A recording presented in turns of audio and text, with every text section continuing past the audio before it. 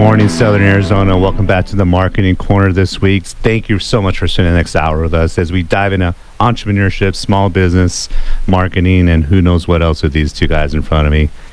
One of the beauties of this show is that I don't necessarily tap in my own network all the time. You know, I get to spend time with my co-host. Today it's Mark Weiss, and my co-hosts get first dibs on who we bring in.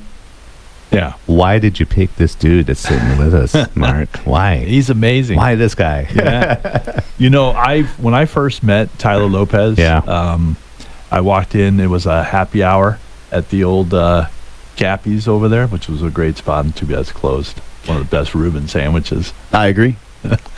I'm gonna invoice Cappy's for that plug, by the way. Right, yeah. But there's here's Tyler in the middle of the room with his team, and he's just coaching them up. And I was sitting there, and this guy was just dropping dimes left and right, and I was so impressed with his enthusiasm, with his energy, with just his with his wisdom. So right away, I was drawn in to what he had to say. So I've been following Tyler for a while, and once I found out that he became a newly published author, I really wanted to make sure he got on the show. I wanted to have him as a guest as fast as possible. Yeah, welcome Tyler Lopez to the show, man. Thank you, guys. I really appreciate it, Mark. That's super nice of you. You know, when we first met, it was really weird. Mark sits down at the table, and most people that come into our room, it's loud, and there's a lot of salespeople, a lot of deep personalities, but Mark is the one looking at me directly in the eyes, interested in what I have to say. So I think one of the things that we saw eye to eye on when I went, Mark, interested people are interesting people, and let's go. Let's talk about this. Absolutely. Spot on. Yeah, as soon as Tyler walks into the studio, there's this presence about this guy. Big time. Oh, thanks, man. Big time.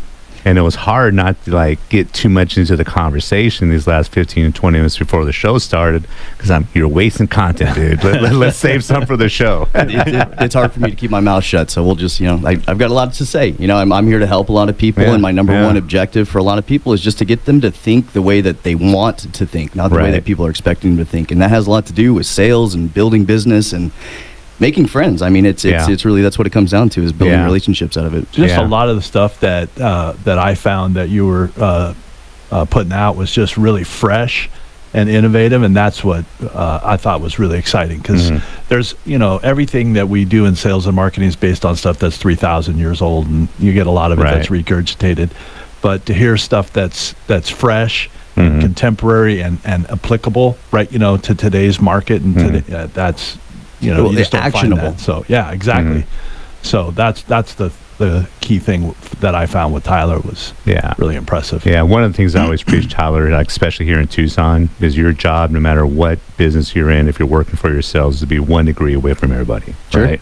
And one of the things that I was doing as I was researching you this week was that how to build strong connections without losing yourselves. That really resonated with me. Well, good. Talk about that a little bit. Well, it's really hard not to. Right. It's really hard not to. So I guess I should say, I'm a real estate agent here in Tucson. It's something that I've had passion for since I was a little kid. A lot of my family has been involved in it, ever since I can remember. So when I got into sales, I was way too young to be doing what I was doing. But what I didn't understand is all the opportunities that got put in front of me. Hearing no, or you're too young, or you don't have the experience. I didn't see that as anything other than a reason to get a little bit better. It was, nobody was going to help me to get older. I could only help myself to get better. So as my career went forward, you have these big valleys, peaks and valleys in your business, but you forget you have those in your life too. So as we progress in business, we become different people. And it's really important for people to identify each one of those steps along the way and go, oh, this is happening because I made this huge investment and I haven't got my money back yet. For example, you try to flip a house and you have all this money out. You get low and I'm broke and it's not going to sell, and what happens with the market? You have all these things going on in your head, and then you're looking for that external validation, and when it doesn't happen, you stay stagnant in your business and you forget to grow. The book, The Best Way to Do Everything Wrong, that I just wrote, is simply exactly about that, is how to recognize those things when they come up, and instead of going, hey, what do I do? Know that your intuition and your internal dialogue is, hey, keep going, because this is kind of what you asked for, not everything you asked for. Everybody wants it to be there at one point, rather than go, hey, Now I get to choose what I do with this. Great title, by the way. Thank you. The best way to do everything wrong. I mean, it's all about failing your way to success. Nobody likes learning how to do it the right way. There's not a right way. There is a wrong way, though. Right, exactly. There's lots of wrong ways, right? There really is. Yeah. With each one of you, Mark, you're in auto sales with Mercedes Tucson. Mercedes-Benz of Tucson, Mercedes yes. Tucson. Each one of you, even though you've built up a clientele over time, and they come back to you, more than once, I'm sure. What that statement how that statement resonated with me, and back in, even what I do now, I'm very conscientious of staying who I am, staying true to who I am, and not trying to be who my client wants me to be. Unapologetically, right? Yeah. And this is me. This is my flaws. I'm not going to try to be your best buddy anymore. That was early in my career. I would have 80 to 100 clients at a time, and I was 80 to 100 different people, just because I was trying to be their best buddy. You know what I mean? So it was mentally exhausting, and two, I'd wake up in the morning, have no idea who I was. You know what I mean? So have you ever considered that there might have been a point where you're trying to be that perfect person for all of those people rather than allowing them to be that perfect person for you? Right. It's building that network around you of the people that will come and go versus the people that want to be around forever. Yeah, it's a great point. It's not changing what you sell or how you sell. It's changing who you sell to. Yeah. Good point. It makes life easier. It really does. What was the inspiration for the book? Frustration. There's a lot of things going on just in the real estate market alone that I just don't believe that there's any bad time to buy a house. There's a lot of people that get really lucky as a real estate investment, buy it, and then 2 years later they make $100,000. My job as a person and for my family is to be a professional investor. And if I've spent my whole life becoming one and I'm obsessed with 10 to 12% returns, and I go to a house and a 50% return's not enough, I know that there's a disconnect mentally, and it's because of all the outward things that people want to fight against because they want to be part of what's something, they want to be part of something bigger, but right now that something bigger is nothing. One of the chapters in the book is that no one notices nothing. And what I mean by that is inaction and sitting back and waiting for the right time actually diminishes your reputation and your ability to start moving forward, because the people that want other people to be part of it see the people doing nothing and go, we can dismiss, who's going to be part of that, let's say, tribe or mafia pretty quick. And we get to identify that once we get mentally prepared on how to do that. That's and a great make rules point. to do it. Yeah. Really if you're good. listening out there, if you have any questions for Mark, Tyler, or myself, 520-790-2040, 520-790-2040. We're just in the first segment. This has gone way deep already.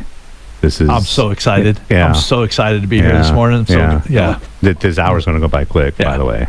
So when another thing that really resonated with me, you were talking a little bit off your last podcast about character. Sure. How would you define character?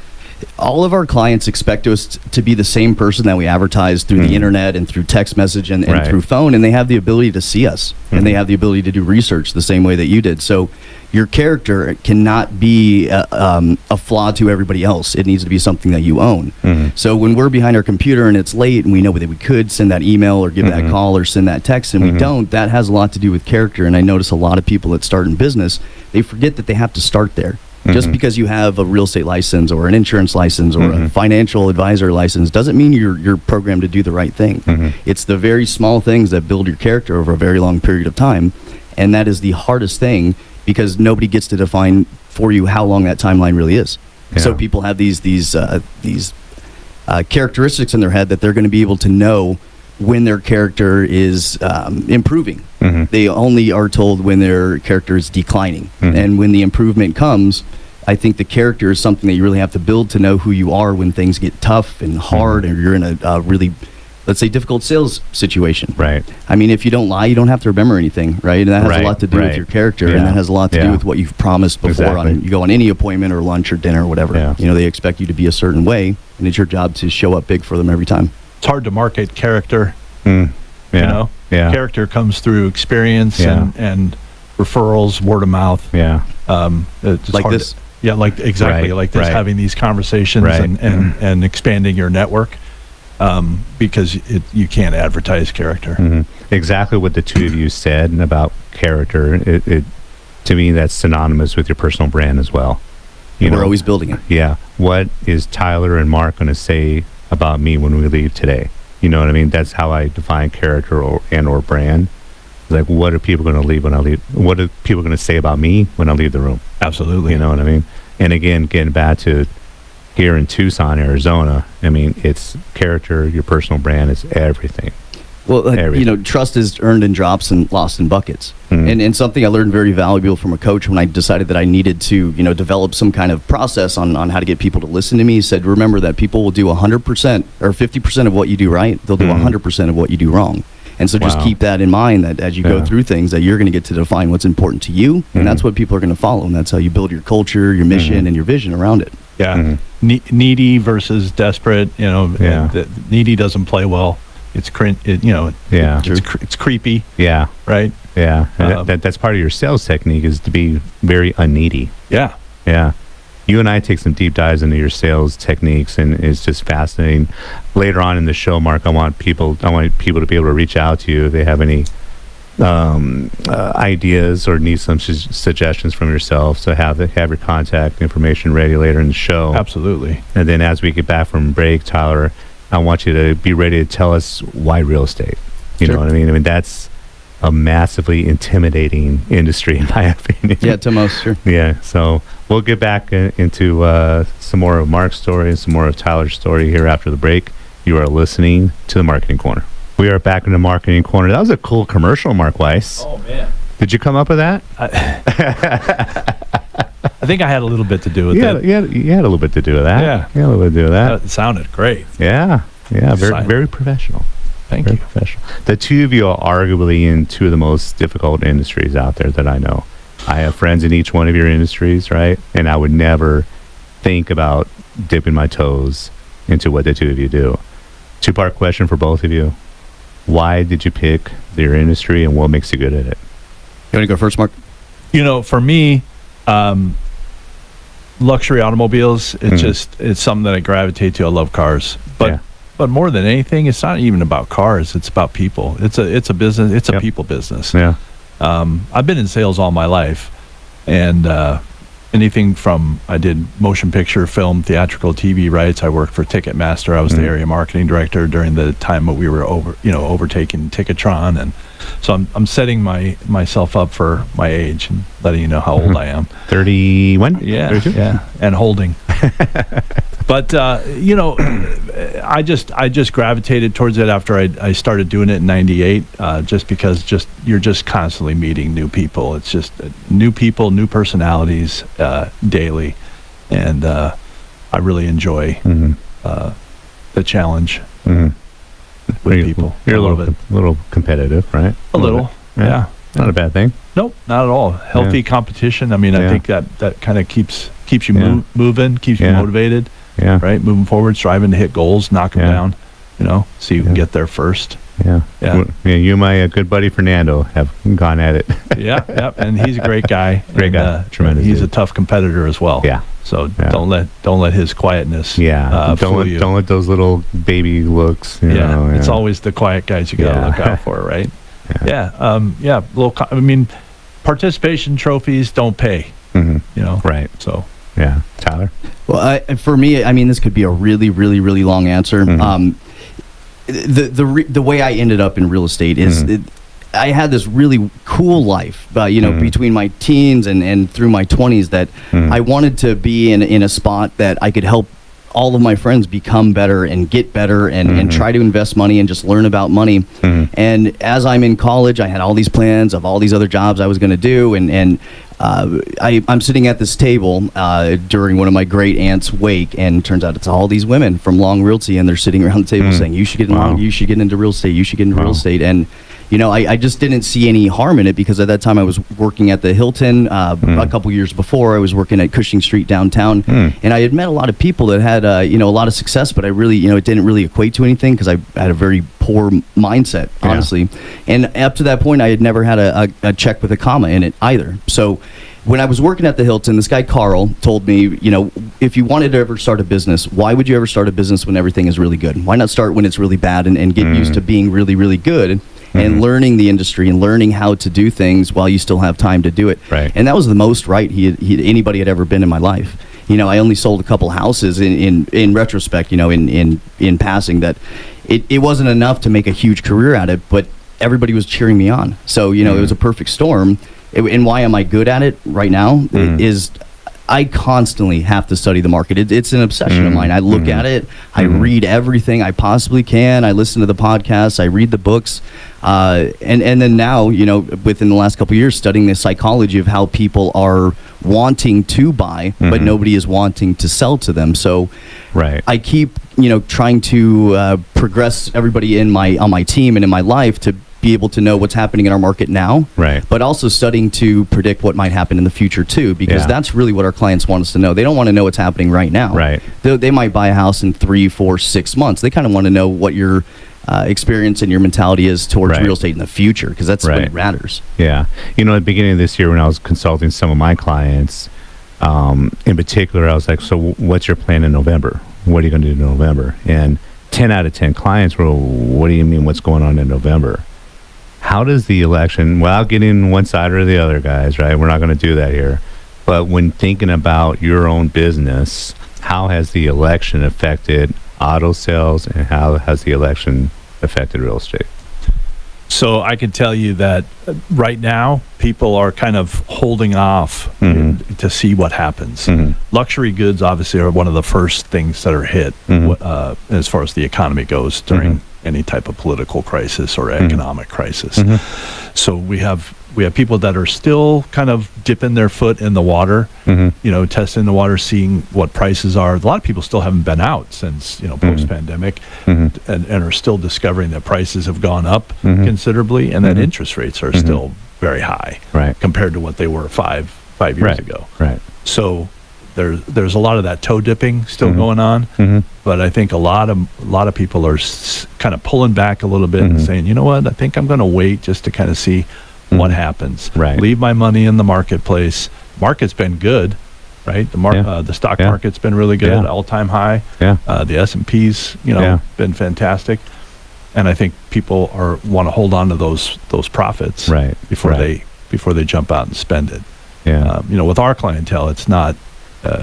It's usually not an issue. They can write a check for something. So whether they buy it with someone else's money or with their money. So, but I think right now they're just kind of holding off. Tyler? It's probably the number one conversation everybody wants to have before they even try to buy a house. What's going to happen next year, and I know they mean the election, and I think some of the facts are really nothing has changed. I've been in the industry for long enough that every time and every year and every election, and no matter what happens, there's very to little change on the ground floor of anything. The things that they're waiting to happen a very long time from now. And the ripple effect of anything that changes through an election right now might not ever affect them towards the purchase of a house right now, towards when they sell it. These are 5 to 10 year plans that, as far as the economy looks, it's not the president the president-elect that's going to decide whether or not you buy a house. It has to do with your financial literacy and future, and what you want you want out of it. Not necessarily who's president to say, if this guy or this lady or this person's president, I will or will not buy a house. It's stuff that I really have to mull over and just like power through and go, listen, here's the facts of what we're doing. I love those answers. I think it needs to be on every business owner's radar to be aware of it. And I think for the most part, a lot of business owners fail to, if you fail to plan, you plan to fail, or whatever that quote is. I agree with Tyler wholeheartedly. You have to pay attention to it, but it's not that individual that's specifically going to affect it. But these, it's what are the affectations, right? That's what you got to be aware of. Because these things, all in all, everything encompassed is what affects the marketplace. Well, and each side has extreme opinions on the real estate market, and I've always stayed neutral. I don't watch a lot of TV. I don't pay a lot of attention to politics, and it's a big flaw in my life. But I've got a lot of other stuff to study. Not a bad thing. I got a lot of stuff to read. Absolutely. First, not first, but I do want to thank you tremendously for bringing a copy of your book. You're very welcome. I was going to ask where to find one anyway. And at the end of the show, we'll let everybody know where they can find a copy of the book. And I was going through it. One of the quotes that really stood out, not just because it's in real big font, but You said something on page 14 in our book. Remember, the story you tell is the life you live. Make it count. That feels great. Good, right? Yeah. There's so much that needs to be said about that. I mean, because storytelling, storytelling is how you inject you into the transaction, into the whole picture. You have to be able to be a good storyteller. Absolutely. The motto and the mission statement for our team is investing in the future of our clients through intentional giving, grace, and gratitude. So as we meet we meet VIPs, let's say, business owners, people that we want to do a lot of business with, we have to go in with intention that we're going to give more. We're going to show them as much grace as possible, and we're going to say thank you every chance that we get. And whatever may or may not come back from that, it doesn't matter. That's what we stand by, and that's the aura that you should get when we walk it through or come to a happy hour or whatever. That is the cornerstone of building trust and rapport in any sales transaction. And by doing it that way, what Tyler just said is probably the fastest and probably the most successful way to establish trust and rapport with your customer. I hope they see it too. How much does gratitude play a part in, I know, Mark, you're part of a team, but you're kind of a solo player, so to speak. Yeah. But Tyler, with your team, I mean, how much is just kind of reminding everybody that we get to do this every day? I have to see it from the ownership perspective. Yeah. I if anybody on my team called in right now, they would 100% say that I give as much as whatever I have in my pocket any given day, whatever I have, whatever you need, no matter who it is. If there's anything in your way from us either being friends or becoming business partners or you buying it, whatever it is, I promise you, I either have picked up that hobby and I know how to do it with you, and we can become friends. If I don't know what we're talking about, I'm going to go do my research and impress you when we come back. And it's just that mutual respect that to build at lasting relationships, whether it's a 10-minute, 15-minute, or 50-year relationship, it's the intentionality that you give them when you're in front of them. Yeah, absolutely. And even though it looks like I'm a solo guy out in front, but I have a team of managers that they're my success is what they're concerned about, and I make sure that I thank them every day for helping me be successful. So everybody out there, we're about halfway through the marketing corner. We'll see you after this break. And welcome back to the Marketing Corner. My name's Shawn Campbell. Mark, you remember our first mandate? I wish you guys could see the look on his face right now. We're not sharing a coffee, but we had a coffee together at Starbucks and kind of getting to know each other. And what did you and I learn about each other?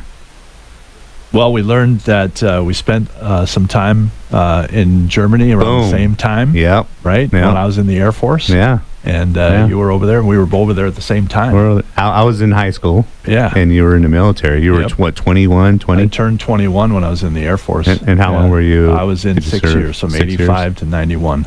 What were some of the lessons you learned? I was 20. Yeah. What were some of the lessons you learned in the military that you still carry over to today? Work ethic. Work as hard as you can. For as long as you can.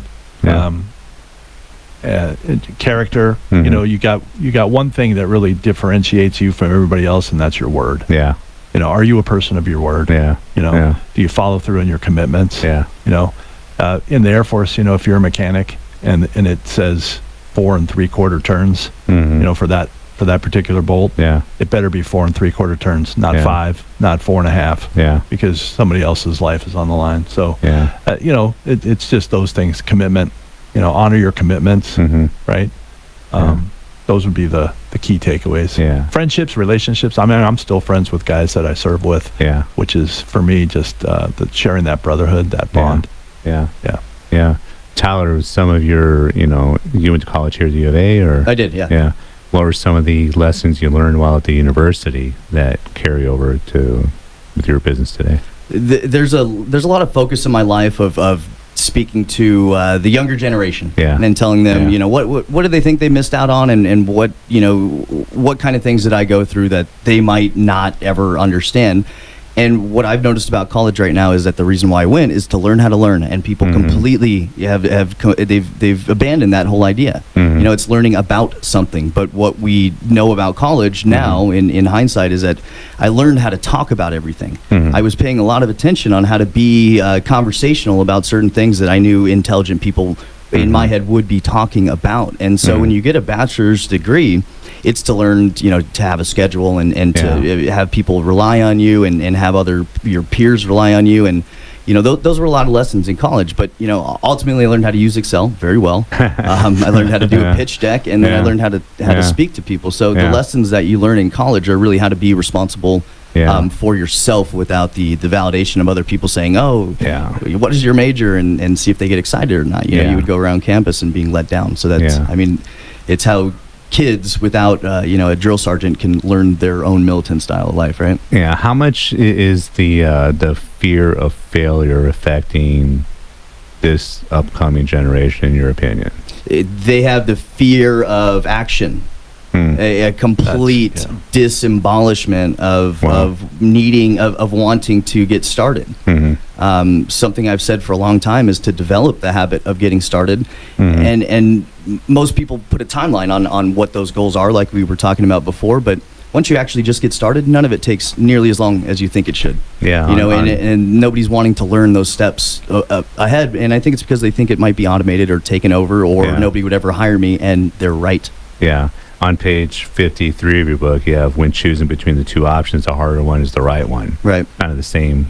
How else are you going to learn it? You know, you're learning how somebody else made it simple and easy, and you never got to have the struggle. You never went to figure out what mental fortitude it takes to accomplish something. You know, you already did it the easy way. You never did any research or discovery of, you know, how to drive a manual.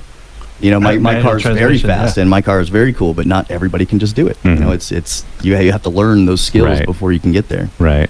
How many failures? Do you have any monumentous failures, Mark? That sounds like a bad question, but is there anything, as we get into this last, you know, minute of this? I know I'm putting you on the spot right now. No, yeah. Life throws things at you all the time, and how you handle it is, you know, 90% of who you are.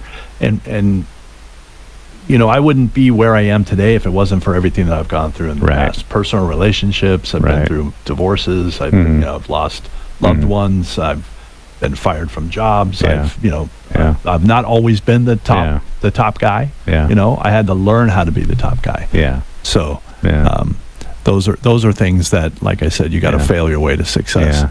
We got one more segment of the Marketing Corner coming right up. You know, next week on the Marketing Corner, we got my buddy Manny Turan and David Bradley's putting in extra overtime and being a co-host again for us. So I appreciate you guys coming in next week. And always, before we close the show and start this last segment, got to say thanks to John, our engineer. Thanks to the Marketing Corner's sponsors, including David Bradley, Candace Eaton from Seaton Photography, Jamar Jordan, tax specialist, Roger LaFay from LaFay Processing, Danny McPadden, Last Bridge Media, and of course my co-host today, Mark Weiss.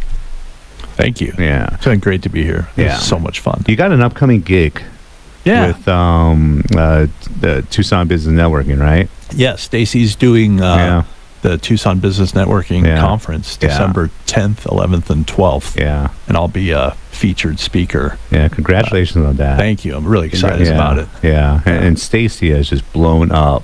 Oh my gosh! The last 5-6 years now, she's been Tucson Business Network. It's really it's really one of the premier networking groups in Tucson. Congratulations on that, man. It's thank you. Huge gig. You'll be talking about an hour. About an hour. Wow. Yeah, and I'll be talking about all things sales and marketing, probably geared towards luxury goods, luxury buyers. Yeah. How to market to, how to sell to, how to talk to. Wow. I want to try to make it. I'm going to try to make it so I can be awesome. Get you to autograph my chest when you're done. That's awesome. It's not a Motley Crue show. Woo! Tyler, what are some of the things that make people successful, not just in real estate, but in business in general? If you could pick 3 things and say this young woman or this young man has these 3 things, what do you think those are to not ensure success, but help them more to succeed? The ability to do it, do it right, and do it right now. Everybody needs to start there. The ability to do it, everything is in the way, and you can think of 1,000 ways not to do it. Yeah. And most anybody that is being held back from any kind of success is because they're afraid to ask other people questions on how to. And the people that are there that want them to be along that ride are dying for them to wait to get that question asked. And doing it right doesn't mean doing it perfect. It means doing it good enough and having the ability to want to learn along the way. And doing it right now means get started. You don't have tomorrow's already too late. And the people that I talk to really, really often, they always want this whole plan, A through Z, and then they need it all A1 and A2 and B1, B2, and people often forget that just having it in place and going and talking about it is all you really need to do. Yeah. Do you have a mentor? Plenty. Yeah. Plenty? Quite a few. I'm getting a new coach this year. I was in a coaching program, the same coaching program for a long time. And I grew as a different person, and a lot of those guys started another company, and so I'm going to see that through with a lot of the guys that I respect and still love in the industry throughout the country. Mark, do you have a mentor as well? I do. I had a couple of guys that I've worked with over the years. My buddy Tom Lawley down in Sierra Vista has always been a great mentor towards to me. And I worked with a guy John Melton up in Scottsdale for a number of years. And learned an awful lot from him. He's the one that taught me people don't care how much you know until they know how much you care. And that has been the cornerstone for my sales success. That's great. Yeah. You guys put in a lot of hours every week. I mean, how much is work-life balance important to the two of you? I've got a really specific schedule to keep myself on tact and know how, because I enjoy things different. So between having breakfasts every day of the week and then doing happy hours, we call them happy hours, but it's really just me getting together with my buddies. But that's a good starting and stopping point. And once you get a really good rhythm and you know that you're running a business rather than being a salesman, those things kind of fall in line a lot easier. Yeah. I make sure that everybody knows, what I do, and a lot of times you have to be available for your customers. You can't always make customers work on your schedule. I try to, when I can. Right. But you do have to work on your customer schedule. So if a customer needs to come in after 6, my wife is very understanding. The people that are in your life need to be understanding about what it is that you do. Right. So I let everybody know if we're making plans, we got theater plans or dinner reservations. There's an opportunity or a possibility that I could be late. I might miss it because I'm in the middle of selling a car. This is where we come in to play a lot as business coaches. Because the ability to have those ethics of I'm working when I can work, and if my phone rings, that means I'm making money. But at the same time, you have to make you have to give your family the best of you, not the rest of you. But at the same time, when you're very good at time management, those are the kind of things that are top of mind. It's not our client's fault that I'm not busy or that I'm busy right now, so you have to hire it. You have to have that respect level of I'm a businessman, and if I can't do it, there is somebody that will. Absolutely. No, I always, if I have a day off and the customer says, can we do it Tuesday, and I'm off Tuesday, I'll say, hey, is there any possibility we can move it to Wednesday? A lot of my clients are retired, and so it's not a problem. You just ask. If you ask, it's usually not an issue. But if it's something where they absolutely have to have it, on Tuesday, I'll make the time and one thing the three of us have in common, I think, is the best quality that the three of us share. And without getting into what we think is going to happen in the playoffs, but what makes the Los Angeles Dodgers a great organization? We all love them. We all think they're going to do well. But why have they historically been a great organization? Their culture. Their culture. I mean, everybody that has ever been a Dodger has always wanted to stay a Dodger. There's very few people that are, there's plenty of teams and businesses of I quit that place. Nobody wants to quit the Dodgers. Right. They all want to become a part of it. Even Magic Johnson. Right. He wanted to become part of it. But from the ground up, I mean, they teach and educate and they coach the players at the the Class A and above, the philosophy and the tendency of how to win games, how to be a team player. Absolutely. And culture is key. The history of the franchise alone. Jackie Robinson, right? And all the players that they were so advanced in their scouting and going elsewhere than just within the U.S., right? The legacy factor that has came from the Dodgers. As an executive, I think if you don't honor that and pay Right. tribute to it, you're disrespecting Exactly, yeah, yeah. the franchise. You're Agreed. disrespecting the position. Yeah, I was in Dodger Stadium over the 4th of July weekend, and it's an experience. Yeah, I'm sure. You know, it's like being in Disneyland, right? There's every single detail of that stadium is paid attention to. Intentional. Yeah. Yeah, whereas, you know, I'm not gonna say the other stadium I visited recently, the one up the street, you could tell that it's not as beloved or cherished by ownership, by, you know, who's, you know what I mean? Yeah. It's not steeped in the history. Yeah. That's why they're leaving. Yeah, exactly. That's why they're going. Yeah. So, Bye-bye. yeah, but kind of bringing that back around to business, I mean, what are the lessons that you probably apply that are still kind of parallel to what the Dodgers do in their organization? If I can speak to that, I would. It's the legacy. It's the Right. history. It's Right. the guys that came before me. Right. The guys that came before me. Everything that I do Mhm. is a piece of someone else that Yeah. I learned from Yeah. before me. So I'm not reinventing the wheel. Mhm. Right. I'm just taking it and making it my own. Mhm. And Yeah. that's the key. Talent Right. borrows, genius steals. Yeah. Yeah. I'm a big believer in that. Absolutely. And I don't mean Yeah. it in a negative way. No, not at all. Yeah. You just take it and make it your own. On our team, Yeah. my saying to them is, my job is to get you what you said you wanted. And Right. and when Right. when you're a Dodger, it's Right. hey, you want to win a batting title, you want to win a Cy Young. This Yeah. is how you do it, and this is where Yeah. you do it. You know, Yeah. this is, and Yeah. anything less than that isn't a failure. It's just all part of it. Right. Yeah. Right. I had this honor of meeting. He was an assistant to the GM of the Dodgers back when Tommy Lasorda was the manager. And one of the biggest lessons he learned from Tommy Lasorda is when you really want something, you don't text or email or give him a call. You go face to face, right? You go belly to belly for that big ask. Is there any time that in your guys' careers where you wish you would have got up, drove over to the person's place and asked for a big, you know, instead of just texting? Oh, absolutely. Yeah. Yeah.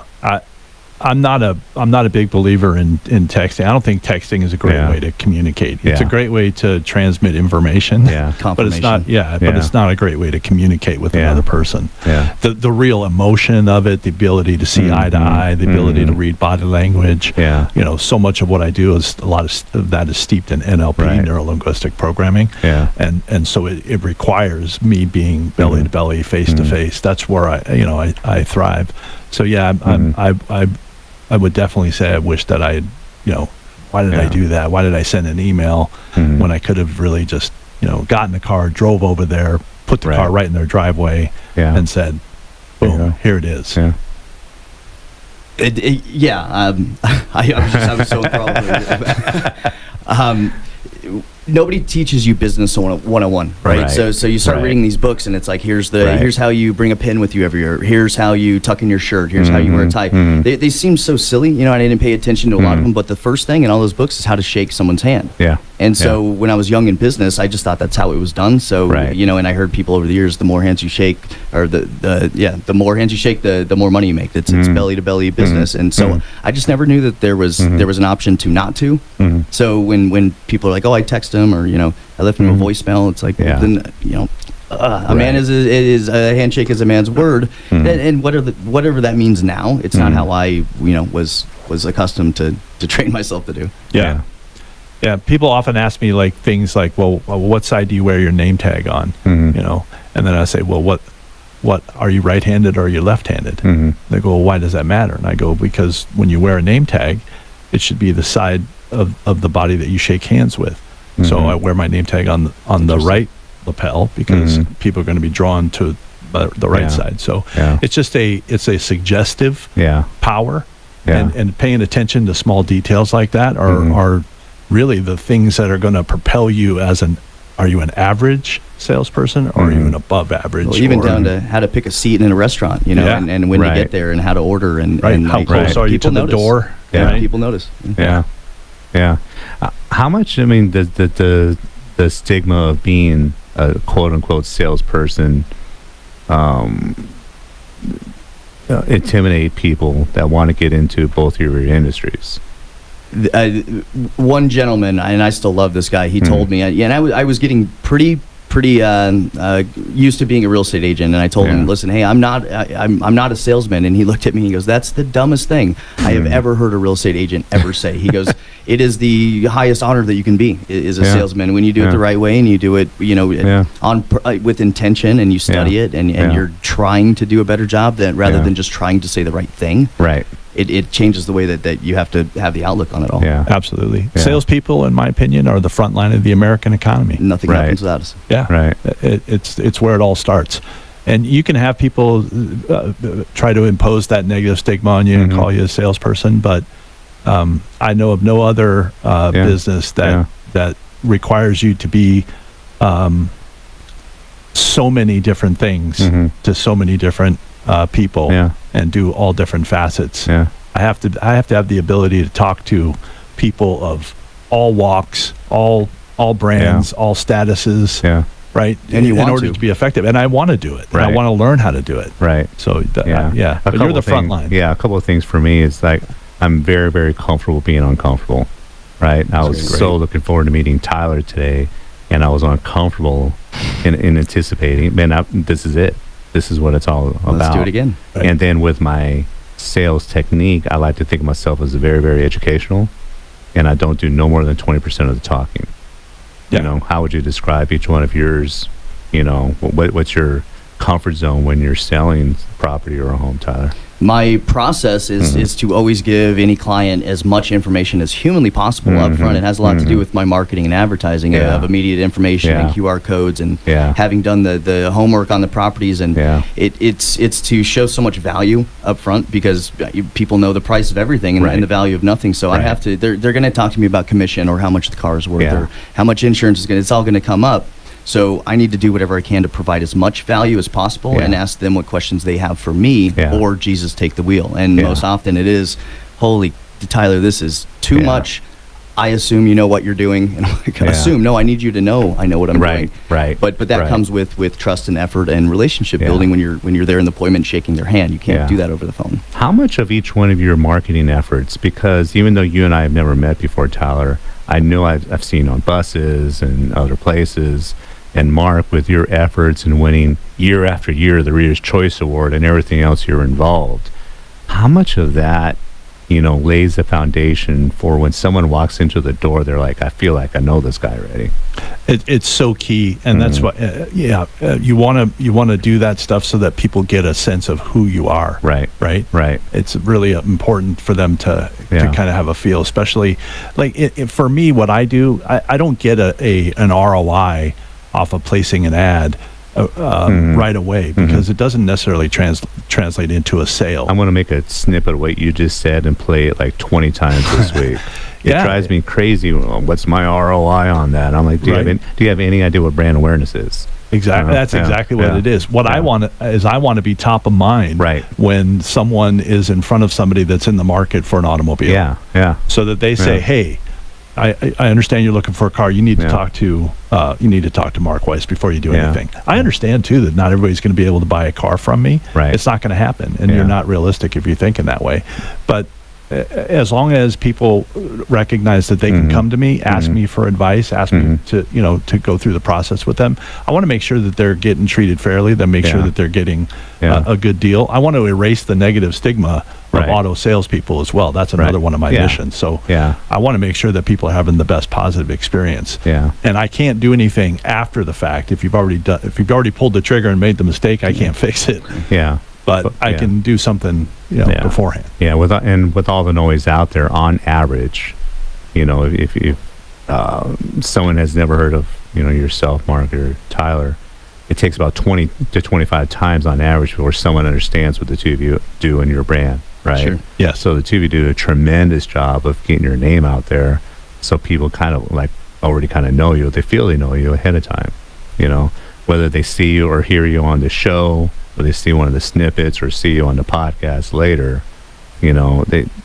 People just still in today's world, with the extra noise on social media and everything else that we hear and see, they still don't understand that concept, and it drives me up the wall. What's really important of what you're saying to me is that unless you meet the people that see and observe and hear and listen and watch the videos or whatever, it seems like showing off until you meet them. Then it comes off as vulnerability, and they want to do business with you. So you have to kind of be in front of them to make sense of it. Otherwise, you're just like, hey, look at all this cool stuff I'm doing, and you don't get a chance to explain it. But it's for you to be proud of, and follow and be part of it. It has a lot to do with it. That's key. Yeah. That's great. Yeah, outside of really, truly wanting to provide, value and information as we have over the last hour almost, another key component, and I was criticized when I started this show, like, why are you doing radio? Why are you doing traditional?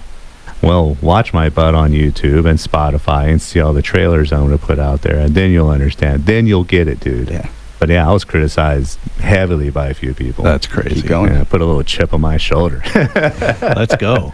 Any last words, Tyler? We got about 40 seconds left. I everything is always a thank you to everybody that helps me do all this. I do have to pitch Angel Charity of Tucson. That's one of our biggest things that we do. My wife it's very important to her, the Angel Balls this year, and we do whatever we can to make sure we give as much to the kids and give back to the community. Yeah.